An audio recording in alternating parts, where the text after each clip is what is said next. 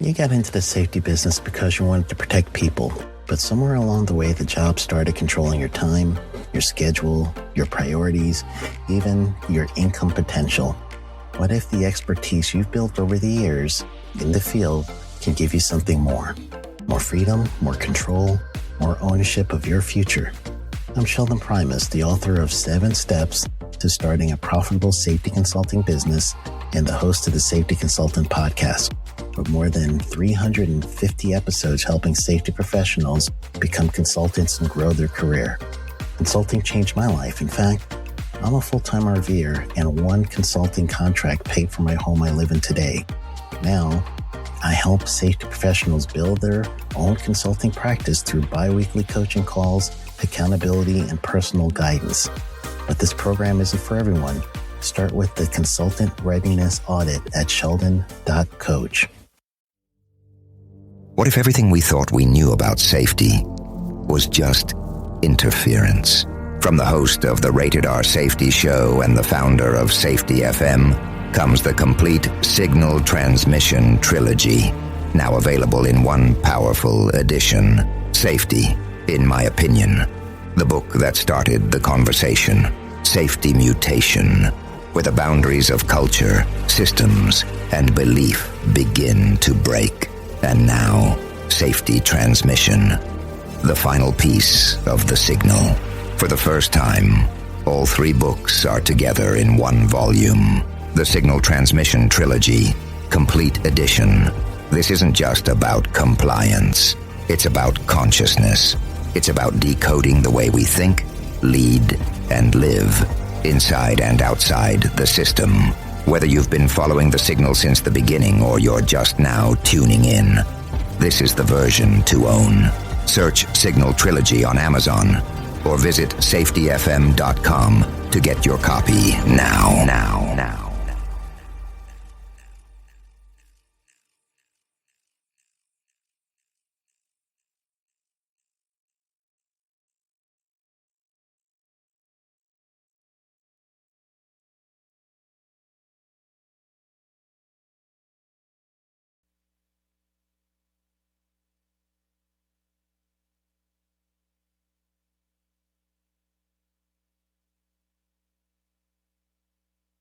Hi, this is Jim from Safety Wars. Before we start the program, I want to make sure everyone understands that we often talk about OSHA and EPA citations, along with some other regulatory actions from other agencies, legal cases, and criminal activity. Everyone is innocent until proven guilty in a court of law. Proposed fines are exactly that, and they are often litigated, reduced, or vacated. We use available public records, news accounts, and press releases. We cannot warranty or guarantee the details of any of the stories we share, since we are not directly involved with these stories, at least not most of the time. Enjoy the show.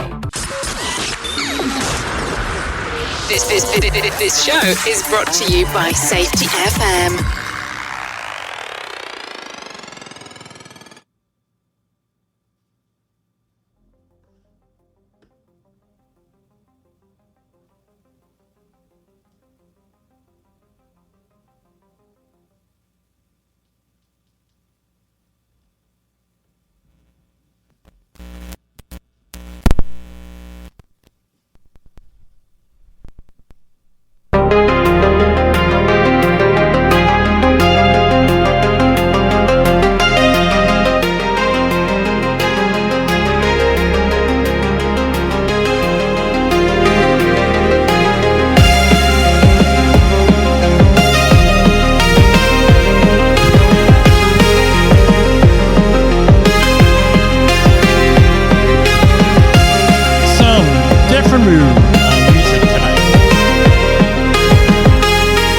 So I normally don't check my YouTube messages, but tonight, or I should say this afternoon, I checked on them. And we got people, you get royalty-free music and everything else. And what do you think happens? I'll tell you what happens. You got people, the royalty-free music, or you're allowed to use it in podcasts and everything, and then they give you all these things. So we're trying out some other music here. This is Neon Pulse. What do you think?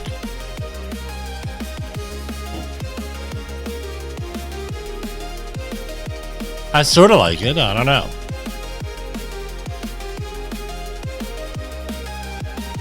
So what's going on here? What's going on today? What is? Well, I was reminded.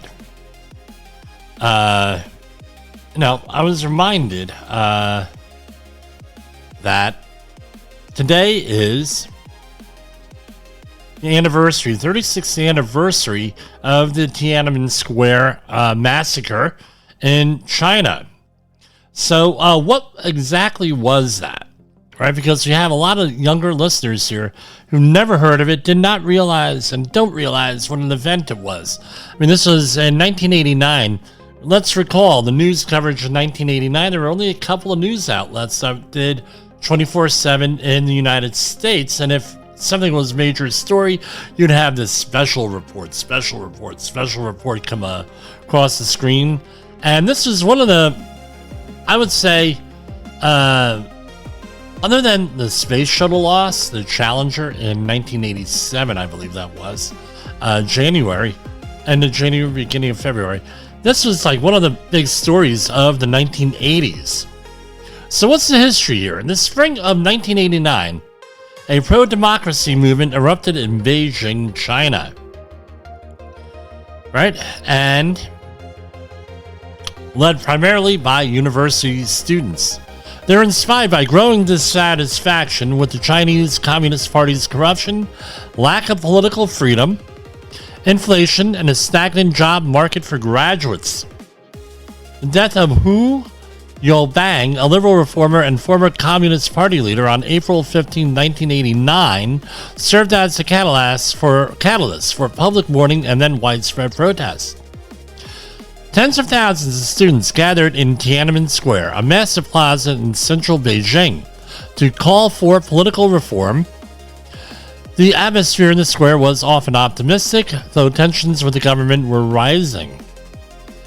As the protests continued into late May, now our equivalent here would have been the Occupy protests over in New York City here, right? So as the protests continued into late May, the Chinese government declared martial law. On the night of June 3rd to June 4th, the Chinese People's Liberation Army, PLA, was deployed to forcibly clear Tiananmen Square. Soldiers used live ammunition, bayonets, and tanks to push through the crowds.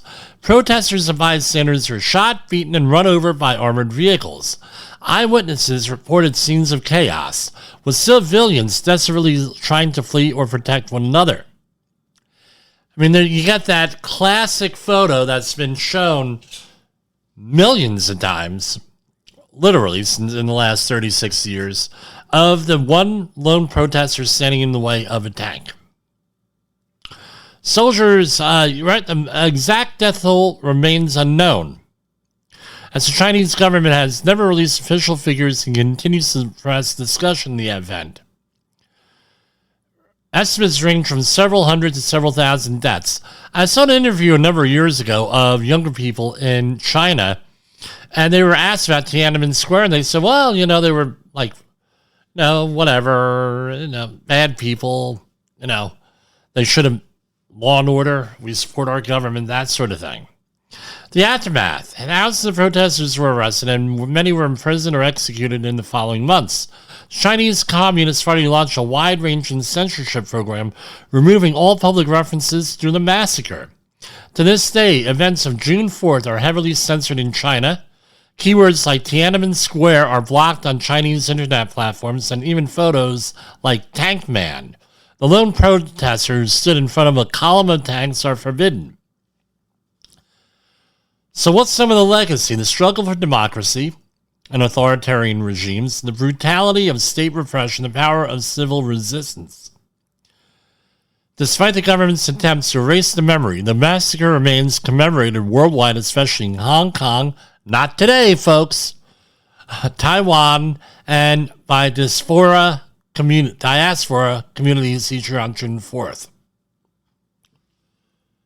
That's what's going on. So, people were in a little bit of a peeing match today on this. So, let's get that up here.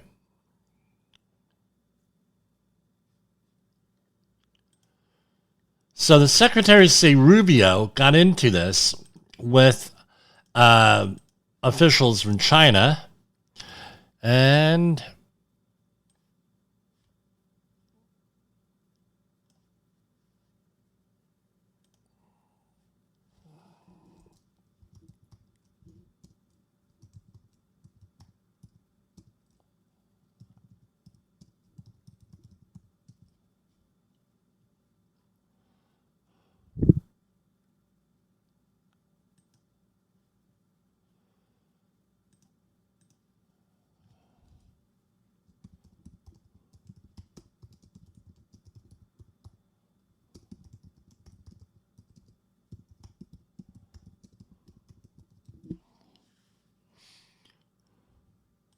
so they got into a little bit of a peeing match here, China and Rubio.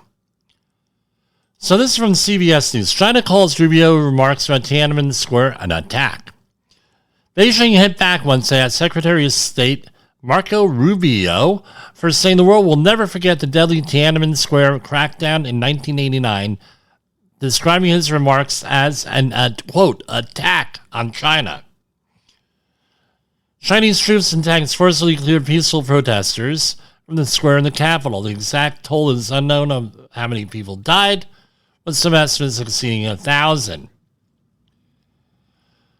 Right? Police were seen by AFP on Wednesday at the entrance of Wuhan Cemetery, a site in West Beijing where victims of the crackdown are known to be buried. Officers were also posted at several intersections leading to Tiananmen Square on Shanghai Avenue, a broad thoroughfare that's placed under tight security throughout the year. Right? And Chinese Foreign Minister spokesman Lin Zhan hit back at Rubio. I'm going to share those remarks with you right now. During a Wednesday briefing in the capital, saying Beijing had lodged a solemn protest over Rubio's comments. The erroneous statements by the U.S. side maliciously distort historical facts, deliberately attack China's political system and developmental path, and seriously interfere in China's internal affairs, Lin said. Taiwanese President Lai Ching-te echoed Rubio's remarks, vowing to preserve the memory of victims of the bloody crackdown. Going on and on. You know, they banned this stuff all over the place in China. So this was what got China's knickers in a twist. This is from Marco Rubio. Let me share this for you people on the video end of things here. In the spring of 1989, tens of thousands of students gathered in Beijing's largest public square to mourn the passing of a Chinese Communist Party leader who tried to steer China toward a more open and democratic system. Their actions inspired a national movement. Hundreds of thousands of ordinary people in the capital and throughout China took to the streets for weeks to exercise their freedoms of expression and peacefully assemble by advocating for democracy, human rights, and an end to rampant corruption. The CCP responded with a brutal crackdown, sending the People's Liberation Army to open fire in an attempt to extinguish the pro-democracy sentiments of unarmed civilians gathered on Beijing streets and in Tiananmen Square. The CCP actively tries to censor the facts, but the world will never forget. Today we commemorate the bravery of the Chinese people who were killed as they tried to exercise their fundamental freedoms, as well as those who continue to suffer persecution as they seek accountability and justice for the events of June 4th, 1989. Their courage in the face of certain danger reminds us that the people's principles of freedom, democracy, and self-rule are not just American principles. They are human principles that the CCP cannot erase. Something tells me we wouldn't get that kind of a reaction from other people if they won the election. Here's my question for you. Well, let me share a couple of memories here of that. So I recall, right, a lot of the Chinese dissidents, for lack of a better word, looking towards Americans who happen to be there, American reporters, maybe some American students, just Americans, as to what we're going to do with this, and looking towards America for leadership in a real way. Boots on the ground kind of stuff, folks. The American response to that was, well, we don't know what we would tell them. And I'm going to say this. Let's say you go, and there are, and this is a generalization here. If the same things were said today, were occurring there today, would Americans of that age group be able to be the leaders that we need to be? I said this many years ago, and this is getting a little bit political here. I understand that. And I'll put a warning out when I do the podcast, right, when I release this.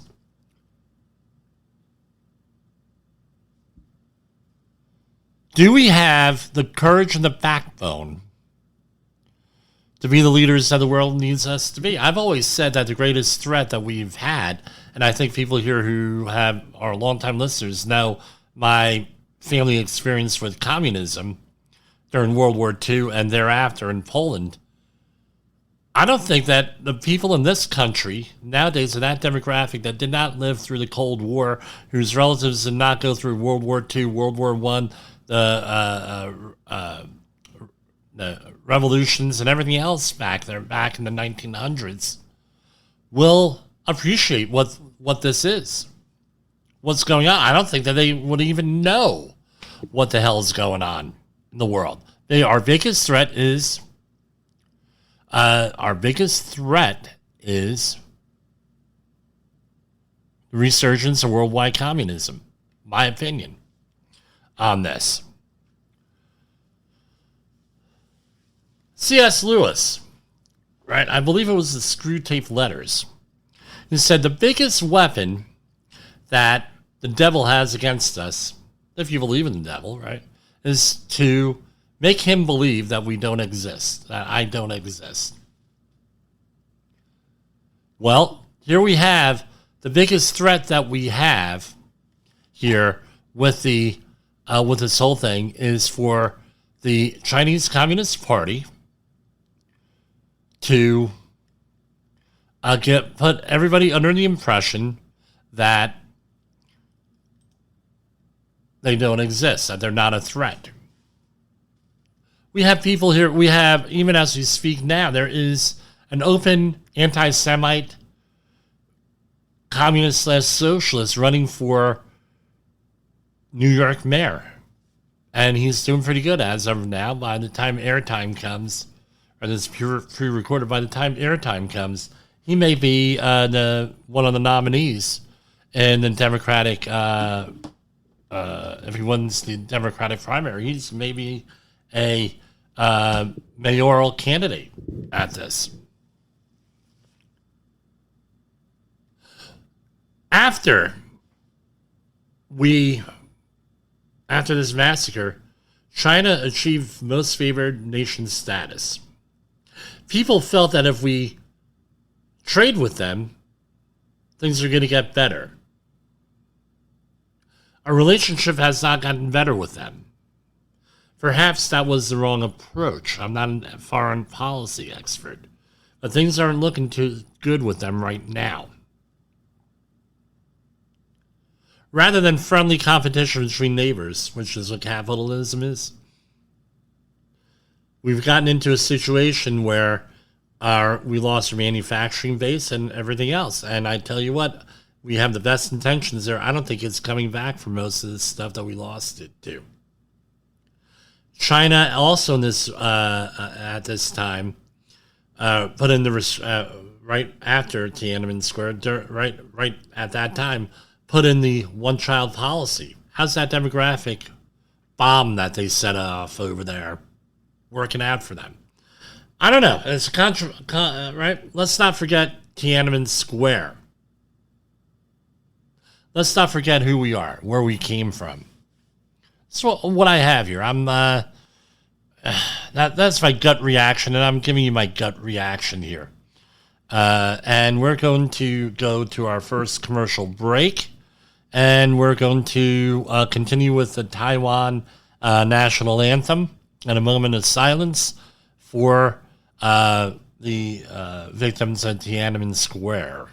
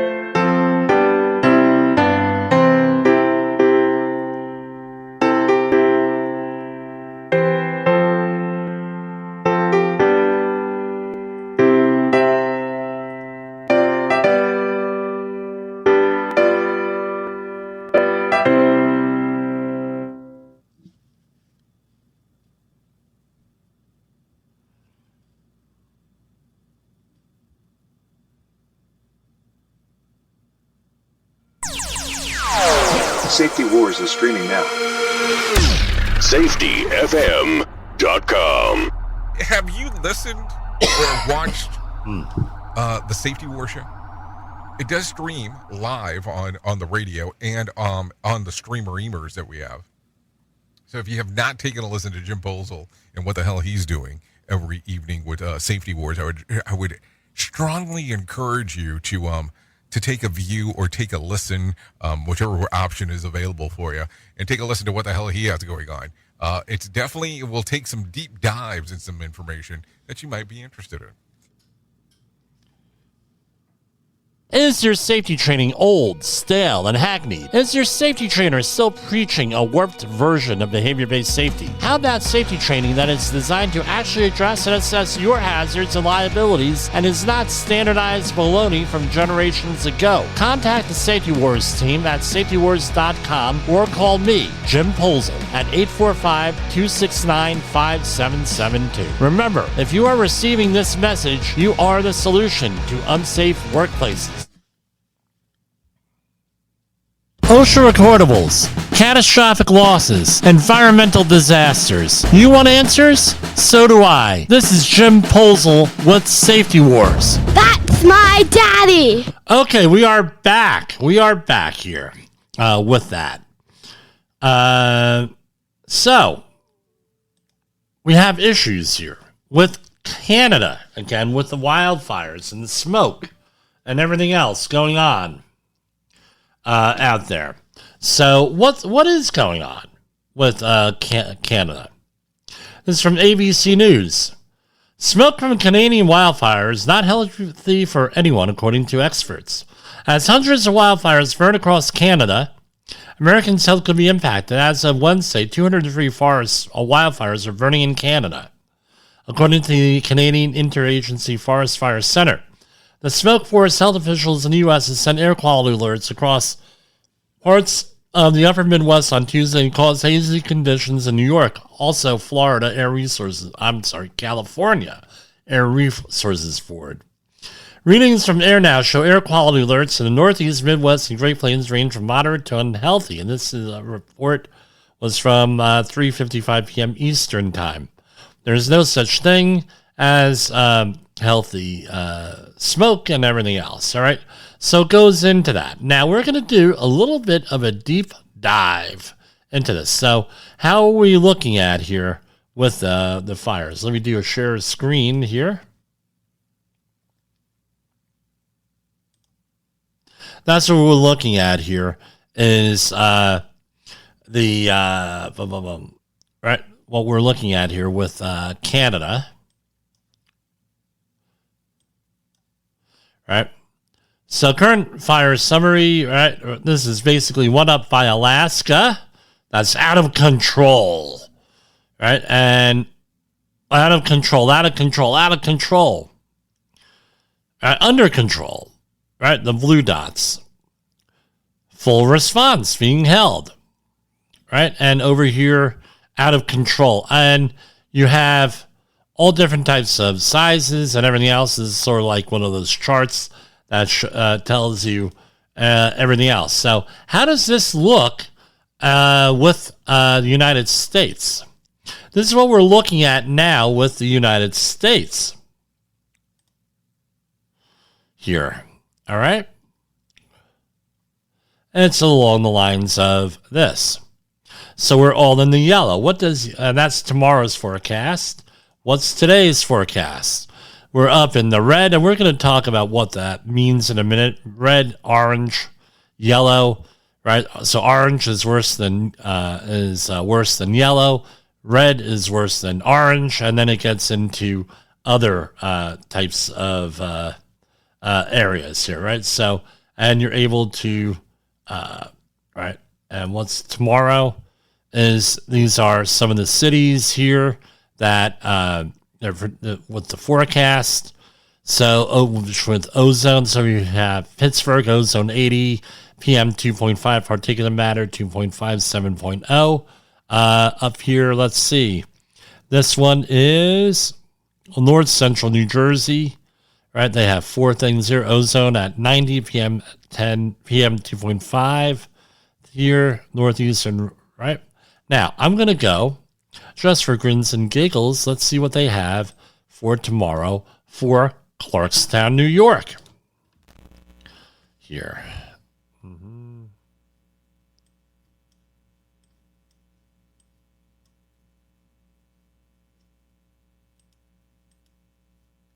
All right, you see all of that. So right here in the Philadelphia area, I'm in region 3 there, predicting in the orange. And the orange over here, they are not listing Clarkstown, New York, because there is a weather monitoring station there. I wonder what the deal is on that. So orange is bad for sensitive groups, moderate, which is yellow, is for unhealthy groups. Now let's go into some of the more technical details in this. All right, so we downloaded the technical assistant document for the reporting of daily air quality, the Air Quality Index, AQI. So this is was published May of 2024 last year. EPA publication EPA-454/V-24-002. There's a nice screen on there, right? So, introduction to the AQI. The AQI is EPA's tool for communicating air quality. The AQI is divided into 6 categories that correspond to different levels of health concern. For ease of use, the categories are color-coded and provide statements about air quality, which groups of people may be affected, and right? EPA established AQI for 5 major air pollutants. The 6th one is lead, but you cannot measure lead in real time, as far as I'm aware. You can measure all these other things in real time, meaning, there's sensors. For lead, you have to do a time-weighted average sample for lead. So that's much more where there's sampling.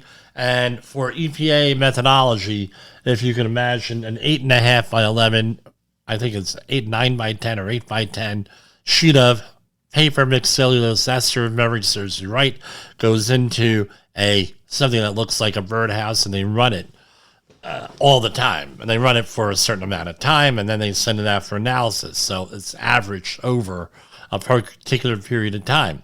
The AQI is EPA's tool for communicating air quality. The AQI is divided into 6 categories. Well, we already mentioned that, 5. The AQI for each pollutant draws on the scientific information that supports the health-based NAAQS, National Ambient Air Quality Standard, NAAQS, for that pollutant. The AQI value of 100 generally corresponds to an ambient concentration that equals the level of short-term NAAQS for protection of public health. The AQI values at or below 100 are generally thought to be as satisfactory. When AQI values are above 100, the air quality is unhealthy. At first for certain sensitive groups of people, then for everyone, as AQI values get higher, right? So, metropolitan statistical areas, MSAs, with a population more than 350,000 are required to report the AQI daily to the public. The population of an MSA for purposes of index reporting is based on the latest available U.S. Census population. Again, census data mining. This is part of the reason what they do here.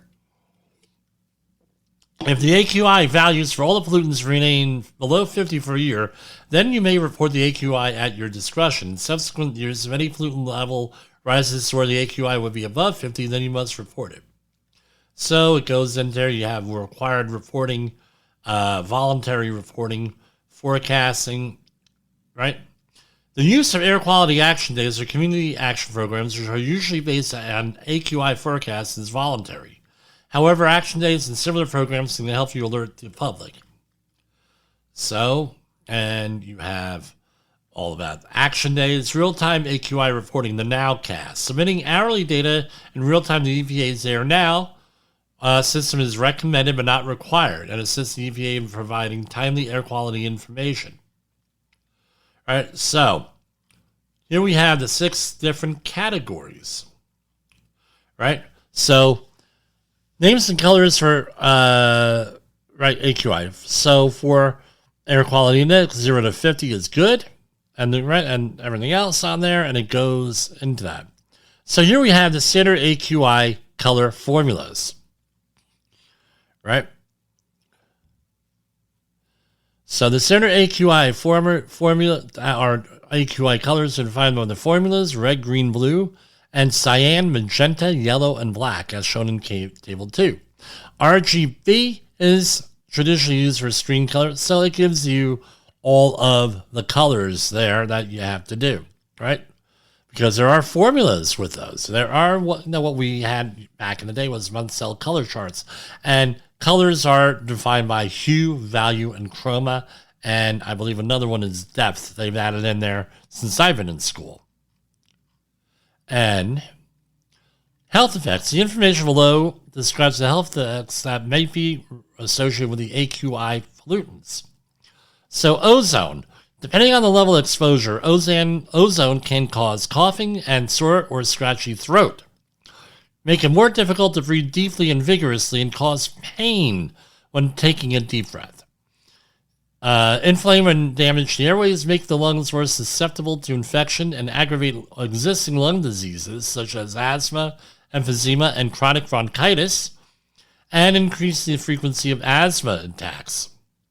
Some of those effects have been found even in healthy people, but effects can be more serious in people with lung diseases such as asthma. They may lead to increased school absences, medicine use, visits to doctors, and emergency rooms and hospital admissions. Some studies in locations with elevated concentrations also report associations of ozone with deaths from respiratory causes.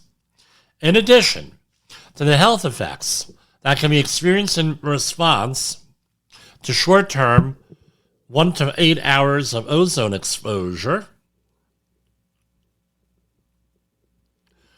right? Right. 1 to 8 hours. Ozone exposure. Long-term exposure to ozone is linked to aggravation of asthma. It is likely to be one of many causes of asthma development. Particles pollution. The size of particles is directly linked to their potential for causing health problems. Particles less than 10 micrometers can be inhaled into the body, also known as the respirable fraction. With smaller particles less than 2.5 micrometers or microns, posing the greatest problems because they can get deep into the lungs, and some may even get into the bloodstream. Exposure to such particles can affect both lungs and heart. So we have premature death with people with heart and lung disease, heart attacks, irregular heartbeat, aggravated asthma, decreased lung function, increased respiratory systems such as irritation in the airways, coughing, or difficulty breathing. Going on, and they contribute to this, including cognitive effects, lung cancer, and premature death. Carbon monoxide. Breathing air with a high concentration of carbon monoxide reduces the amount of oxygen that can be transported into the bloodstream to critical organs like the heart and brain. At very high levels, which are possible indoors or in other enclosed environments, carbon monoxide can cause dizziness, confusion, unconsciousness, and death. However, when CO levels are elevated outdoors, it can be a particular concern for people with some types of heart disease, even though you're not getting high levels outdoor typically, right? Very high levels. These people already have a reduced ability of getting oxygenated blood to their hearts in situations the heart needs more oxygen than usual. They're especially vulnerable to excessive CO when exercising or under increased stress. In these situations, short-term exposure to elevated CO may result in reducing oxygen to the heart, accompanied with chest pain, also known as angina. Nitrogen dioxide. Right? Breathing air with a high concentration of nitrogen dioxide can irritate airways in the human respiratory system. Such exposures over short periods can aggravate respiratory diseases, particularly asthma, leading to respiratory symptoms such as coughing, wheezing, or difficulty breathing, hospital admissions, and visits to emergency rooms. In addition to the health hazards that can be experienced in response to short-term NO2 exposures, long-term exposure to elevated concentration nitrogen dioxide may contribute to the development of asthma. Sulfur dioxide. Short-term exposures, 1 to 6 hours, to sulfur dioxide are linked with respiratory effects, including difficulty breathing and increased asthma symptoms. These people are particularly problematic for people with asthma while breathing deeply, such as when exercising or playing. Short-term exposures to sulfur dioxide have also been connected with increased emergency department visits and hospital admissions for respiratory illnesses, especially for at-risk populations. So here we have the sensitive groups for each pollutant are in Table 4. Ozone. People with lung disease, such as asthma, report to these sensitive groups. When the ozone pollutant has an AQI above 100 ozone, report these sensitive groups. People with lung disease, such as asthma, children including teenagers, people who are active outdoors, and older adults. Find particulate pollution. People with heart or lung disease, older adults, and children, including teenagers. In addition, some minority groups, people with lower incomes and outdoor workers, may experience higher exposure that can worsen underlying health conditions. Carbon monoxide, alert people with heart disease, nitrogen dioxide, people with lung disease, such as asthma, children, including teenagers and older adults, and sulfur dioxide, people with asthma, children, including teenagers and older adults. So if we look here at air now, right, we're going back to that. We have people in moderate areas, 51 to 100. That's most of the areas. Unhealthy areas, 151 to 200, are up in Michigan, right, there. Right, over in Michigan, Wisconsin, along the Great Lakes, there, and Iowa, that area. So that's what we're up to, is in the red, unhealthy, 151 to 200. So that is what's going on. So here we have AQI basics for ozone and particle pollution. 0 to 50, okay, you're in the green. 51 to 100, air quality is acceptable, but you may be at risk for some people. Orange, members of sensitive groups may experience health effects. General public is less likely to be affected. In the red area, 151 to 200, health effect. And that's where we got into the situation a couple years ago with this, where everybody freaked here, and understandably and justifiably freaked. Purple, very unhealthy, and then maroon, aka purple, aka magenta, and then maroon, health warning of emergency conditions. Everybody is more likely to be infected.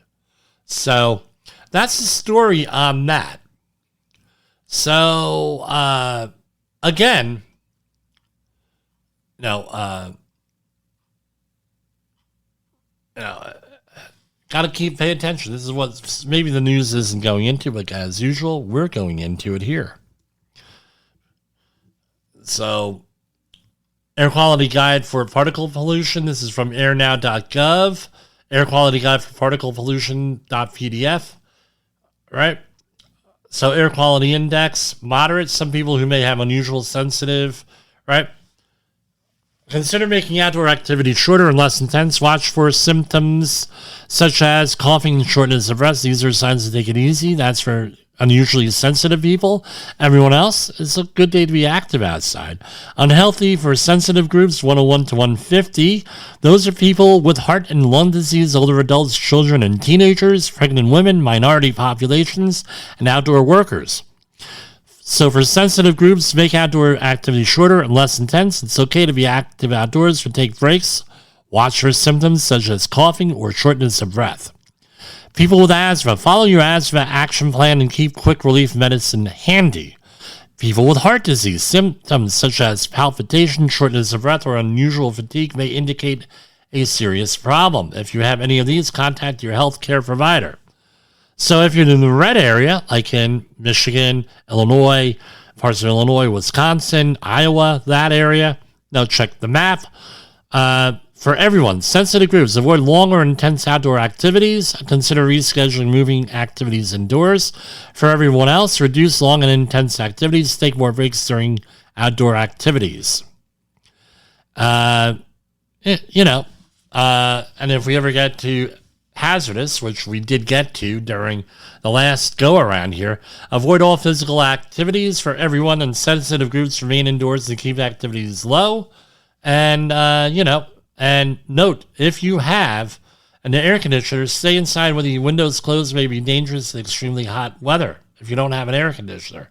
If you are hot, go to a place with air conditioning or check with your local government to find a cooling center available in your community, which means you got to leave the house, I guess.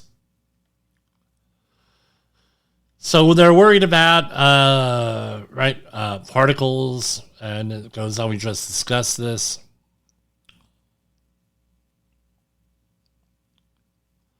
So when particle levels are high outdoors, don't use candles, fireplaces, wood-burning stoves. Use HEPA air filters, right? Or make your own portable air cleaner designed by, or make your own portable thing. You got a lot of stuff going on here, a lot of information for us here. So I'm going to download this download this here. Don't you love doing this, right? And that's what we got here tonight with the with this. I mean, I always share the story I'm working when this happened last time 2 years ago, where I'm working. I live in Clarkstown, and you could see the smoke coming down from Canada, right down at the end of my street, and it's coming, and I'm like, what the hell is that? And then the groove hit the fan there with all of that. So that's what we got here. We're going to take a break and another break, and we'll actually, you know what?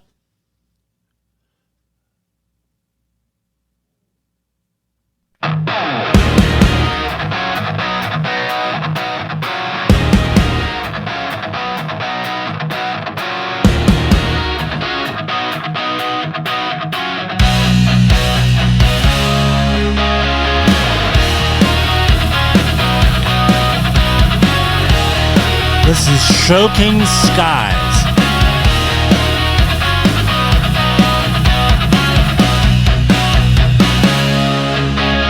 The sky turned gray, it lost its glow.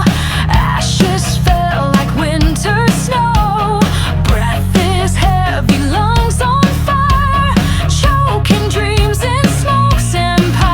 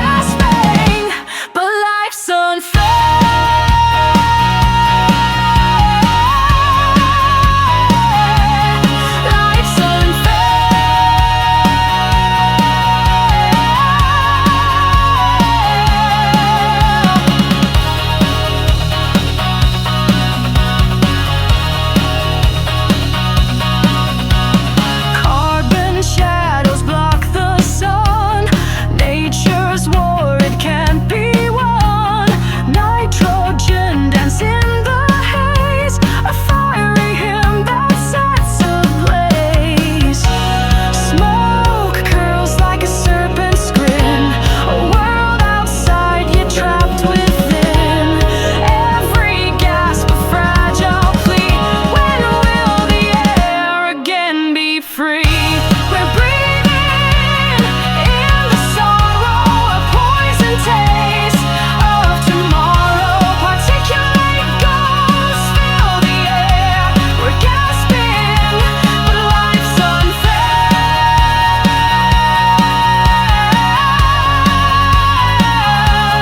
Life's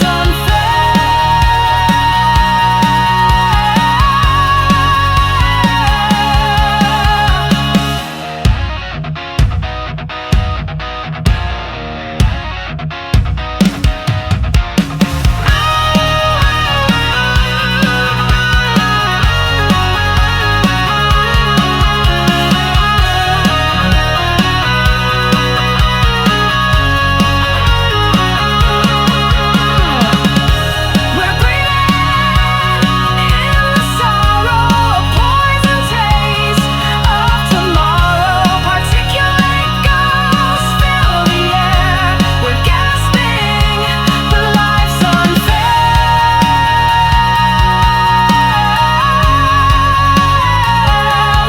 Life's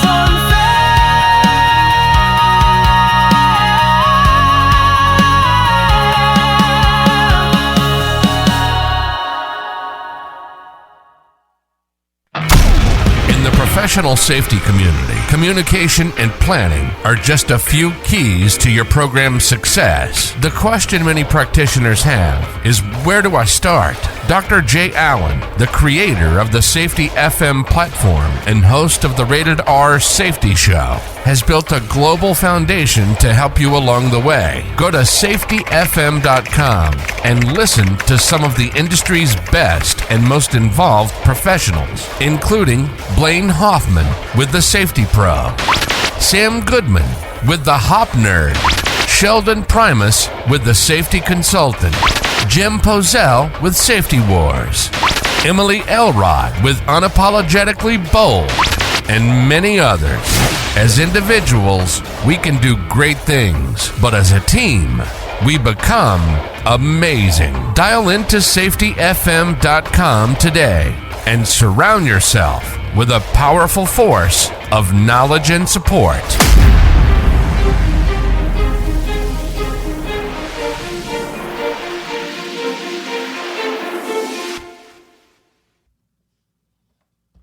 You are listening to Safety Wars. Tomorrow's Safety Today. Okay, so we are back here. Yes, that was, just to let you know, I'm watching play-by-play with my son's baseball team here. So, okay, where are we? All right, so we're going to go to U.S. Department of Labor news today. They have reached Department of Labor and Adidas America reached a settlement for $235,000 in penalties, resolving fall hazard and unsafe ladder violations. The U.S. Department of Labor has entered into a settlement agreement with Adidas America that requires the company to pay $235,000 in fines and implement enhanced safety measures at multiple facilities. The agreement comes after the department's OSHA conducted a 2024 follow-up inspection at an Adidas warehouse in upstate New York. OSHA initially cited for hazards in 2021. We're going to go through those. That found missing guardrails and an unsafe ladder. Inspectors returned in 2024 to find that Adidas had not corrected the hazards cited in 2021 and found additional unsafe ladder violations. The May 30, 2025 settlement requires Adidas to implement enhanced abatement measures at its facilities in New York, New Jersey, and Puerto Rico, including adopting a comprehensive safety and health management program, retraining employees on fall hazards, assessing and auditing potential fall hazards at each facility, and discontinuing the use of overhead storage in the facilities. Adidas also agreed to pay $235,000 in penalties with that. So let's take a closer look at what those things are. So right now I went through the OSHA establishment search, and we're going to start with the one from July 2020 at a facility in Pennsylvania. And we're going to click on that. And that was just a complaint with that. And it has nothing really to show on there. Another one in South Carolina, right? Let's see what this was. Right? There was 2 complaints. And this was in their warehouse. Nothing cited. Then in 2021, here we have a complaint here with this. And this is the proposed, and again, this may not have been updated in the last couple of days here. And I don't know what the whole thing is. They might have been in litigation here with this. So citation, they were cited for 4 things.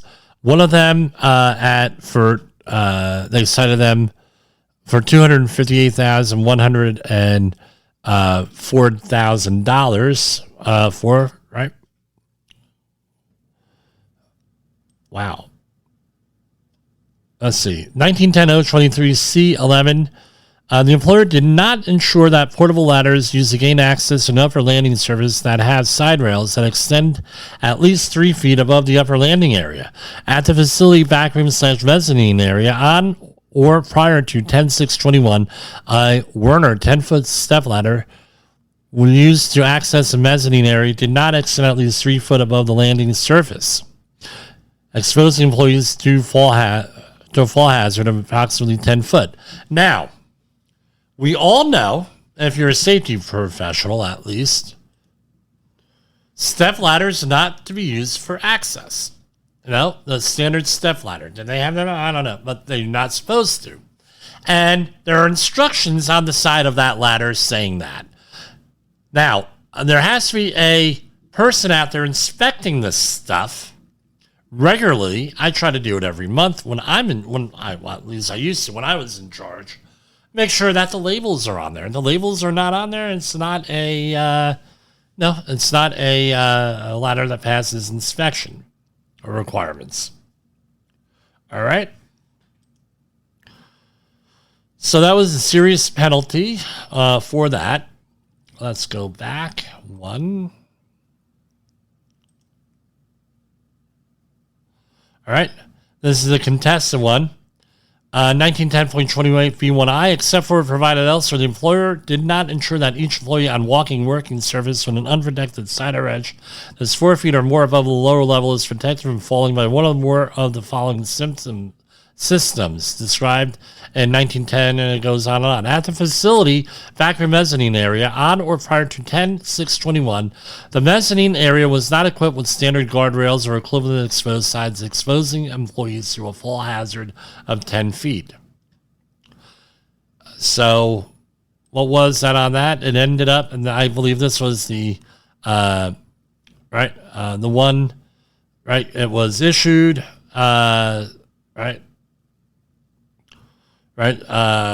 failure to abate, which means that the really high penalties kick in. $258,104,000, $258,104 contested, right? And let's see, going back here, 235. So they settled for a little bit less on that. Here we have the next one, 1910-037A03. Maintenance, safeguards, and operational features for exit routes. Exit routes are not kept free and obstructed. Or they put racks and boxes of shoes and apparel in the way.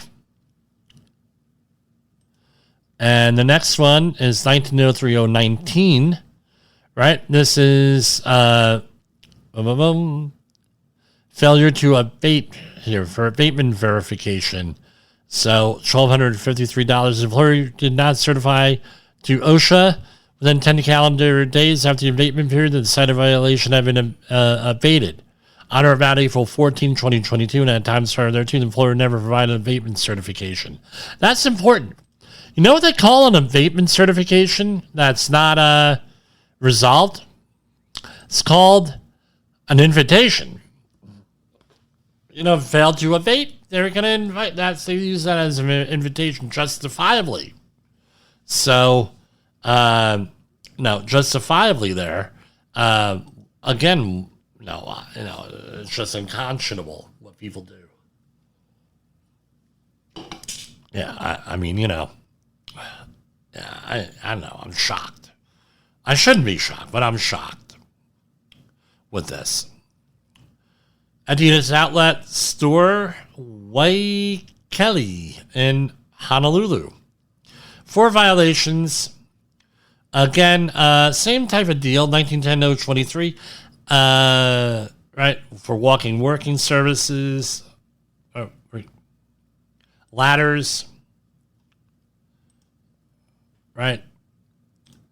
Again, as long as you're under the same EIN number here, and it's the same company, and we're talking federal, not on the state level, because on the state level, they can link them together for certain things like workers' comp and other insurance things. Fire extinguisher violation. Now, I'm going to say this much. As long as they're the same EIN numbers, right, or the same company, they could go back and have a repeat violation here. We should probably go through the field operations manual on that. Again, nothing on that. So that might have been a different EIN number on there. And this is, again, in Chester, New York, the Adidas America, right, in Central Valley, New York. And this is a willful violation that was contested. This is one of the ones that they settled for $138,273. It's all part of it. The employer did not ensure that portable ladders used to gain access to an upper landing surface of side rails that extend 3 foot or more. And from at least January 31st, 2024 to May 22nd, 2024, Werner 10-foot step ladder was used to access the mezzanine area and did not then at least 3 foot above the landing surface, exposed employees to fall hazard of approximately 10 feet while climbing to or from the mezzanine. So, what does this come down to with all this stuff? All right, what's there to be learned? One, obey the law to begin with, but after that, right, you get citations and everything. They say you got to abate them. Again, what's the cost-benefit analysis here? I mean, my question. Let's start asking questions here. My question for Adidas is, what was the corporate culture that allowed this to continue? Did you not have people who knew what was going on there, qualified safety people? Were they just, that didn't tell you? Was the management okay with this? And so, we're not going to buy ladders for some reason, because I tell you what, a portable ladder of this type, under $200, or maybe $300 if you really want to get fancy. Why didn't they do it? I really don't know what exactly went on here. And again, what would the system, as Jay Allen has correctly pointed out, what did the feedback loop say that allowed something like this to happen? Was the company just like, look, we're not going to handle this, or yeah, we're worried about your safety, rah, rah, rah, and then they don't do anything? Or what exactly was it? I'm not sure. Again, I've never been involved with Adidas or anything like that. So that's what I got for today. And this is Safety Wars for Wednesday, June 4th. And we're going to go out with our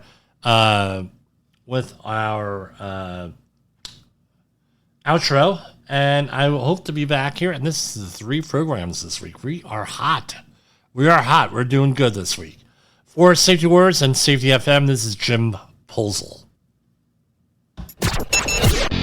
The views and opinions expressed on this podcast are those of the host and its guest and do not necessarily reflect the official policy or position of the company. Examples of analysis discussed within this podcast are only examples. They should not be utilized in the real world as the only solution available, as they are based only on very limited and dated open source information. Assumptions made within this analysis are not reflective of the position of the company. No part of this podcast may be reproduced, stored in a retrieval system, or transmitted in any form or by any means, mechanical, electronic, recording or otherwise, without prior written permission of the creator of the podcast, Jay Allen.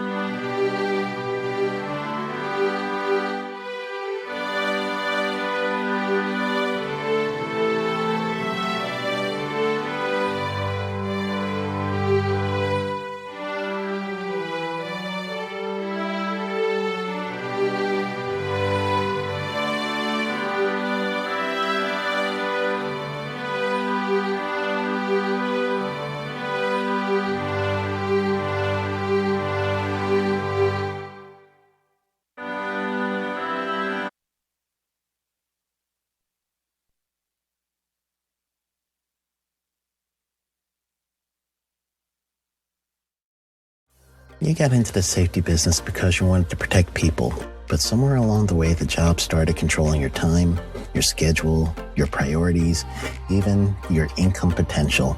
What if the expertise you've built over the years in the field can give you something more? More freedom, more control, more ownership of your future. I'm Sheldon Primus, the author of 7 Steps to Starting a Profitable Safety Consulting Business and the host of the Safety Consultant Podcast, with more than 350 episodes helping safety professionals become consultants and grow their career. Consulting changed my life. In fact, I'm a full-time RVer, and one consulting contract paid for my home I live in today. Now, I help safety professionals build their own consulting practice through bi-weekly coaching calls, accountability, and personal guidance. But this program isn't for everyone. Start with the Consultant Readiness Audit at sheldon.coach. What if everything we thought we knew about safety was just interference? From the host of the Rated R Safety Show and the founder of Safety FM comes the complete Signal Transmission Trilogy, now available in one powerful edition. Safety, in my opinion, the book that started the conversation.